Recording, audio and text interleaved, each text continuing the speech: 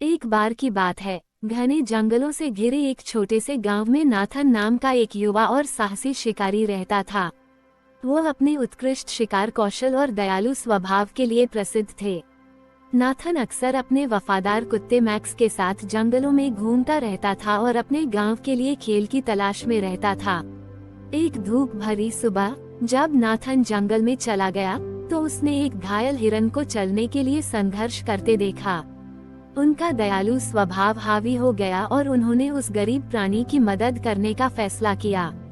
सावधानी से वह घायल जानवर के पास गया और उसे ठीक करने के लिए अपने कौशल का उपयोग किया।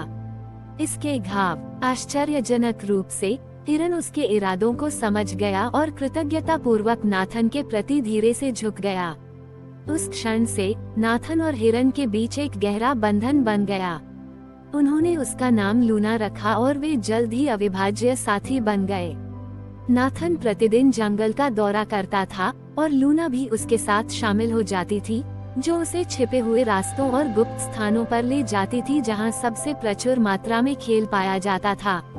एक मनहूस रात, ऊपर पूर्णिमा का चंद्रमा चमक रहा था। नाथन और लूना अपने सामान्य शिकार उद्यम पर थे जब वे एक ऐसे स्थान पर पहुंचे जिसे उन्होंने पहले कभी नहीं देखा था। उस रहस्यमय ग्लेड में एमिलिया नाम की एक बेहद खूबसूरत युवती खड़ी थी। वो खोई हुई और भ्रमित लग रही थी। उसके नाजुक चेहरे चंद्रमा की कोमल चमक से चमक रहे थे। एमिलिया की मनमोहक उपस्थिति से मोहित होकर नाथन सावधानी से उसके पास आया। अपने सौम्य शब्दों से उसने उसे सुरक्षित वापस ले जाने का मार्गदर्शन किया। एमिलिया नाथन की दयालुता के लिए आभारी थी और उसने बताया कि वह अपने घर का रास्ता खोजने की कोशिश में जंगल में भटक रही थी। जैसे ही नाथन ने एमिलिया के साथ अधिक समय बिताया, उन्होंने साझा हितों और मूल्यों की खोज की। प्रकृति के प्रति उनका प्रेम, सभी जीवित प्राणियों के प्रति करुणा और रोमांच की लालसा ने उनके बीच एक मजबूत संबंध बनाया। उन्होंने जंगल की खोज में एक दूसरे के बारे में जानने और गहराई से प्यार में पड़ने में अनगिनत घंटे बिताए।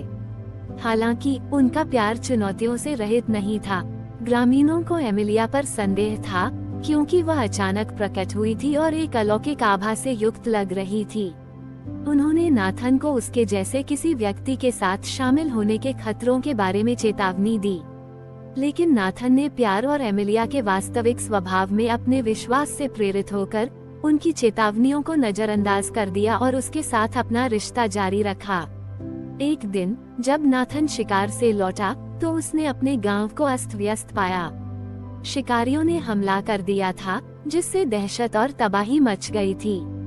नाथन को एहसास हुआ कि ग्रामीणों की चेतावनियां पूरी तरह से निराधार नहीं थीं। वो इस बात पर ध्यान देने में असफल रहा कि एमिलिया अंधेरी ताकतों को उनके शांतिपूर्ण निवास में ले आई थी। दुखी होकर नाथन ने अराजकता का समाधान खोजने के लिए लूना से मार्गदर्शन मांगा। उत्तर की तलाश में वे एक साथ जंगल में गहराई तक गए। लूना ने नाथन को अलारिक नाम की एक प्राचीन और बुद्धिमान वृक्ष आत्मा तक पहुंचाया, जिसने एमिलिया की असली पहचान बताई। वो एक शक्तिशाली जादूगरनी थी जिसे जादू के लापरवाह उपयोग के कारण उसके दायरे से निकाल दिया गया था। अलारिक ने बताया कि एमिलिया की उपस्थिति ने उसके अनर्गल जादू से आकर्षित होकर गांव में अंधेरे प्राणियों को आकर्षित किया था। अपने गांव और अपने प्रियजनों की रक्षा के लिए नाथन को एमिलिया का सामना करने और उसे छोड़ने के लिए मनाने का कठिन निर्णय लेना पड़ा। भारी मन से नाथन सामना करने के लिए गांव लौट आया। एमिलिया, उनकी एक अंतिम खट्टी मीठी मुलाकात हुई जहां उन्होंने अपना निर्णय साझा किया। एमिलिया, तबाही का एहसास। उसने गांव छोड़ने और जंगल की गहराई में गायब होने के लिए सहमति दे दी थी। नाथन दुख के बोझ से दबे हुए थे, लेकिन अपने गांव की रक्षा करने के लिए दृढ़ थे। उन्होंने अपने प्यार को अलविदा कह दिया। लूना हमेशा वफादार उसके साथ रही और आने वाले कठिन समय में उसका साथ देती रही।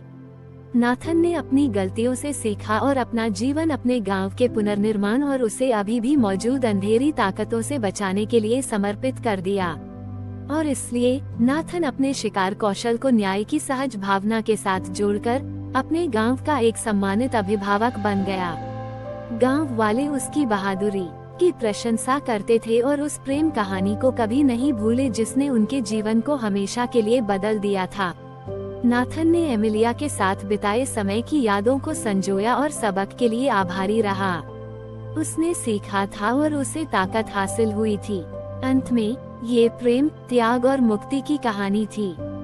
एक घायल हिरन के साथ नाथन की भाग्यशाली मुठभेड़ ने उसे एक ऐसे रास्ते पर ला खड़ा किया जो एक गहन और जीवन बदलने वाली यात्रा की ओर ले गया, जिसने उसे हमेशा के लिए एक प्रेम कहानी के साथ भाग्यशाली शिकारी के रूप में आकार दिया। कभी न भूलने वाला। ऐसी वीडियो देखने के लिए please subscribe me YouTube channel cartoon Bhati studio. आपके मोटिवेशनल से मैं नई वीडियो बना सकूं।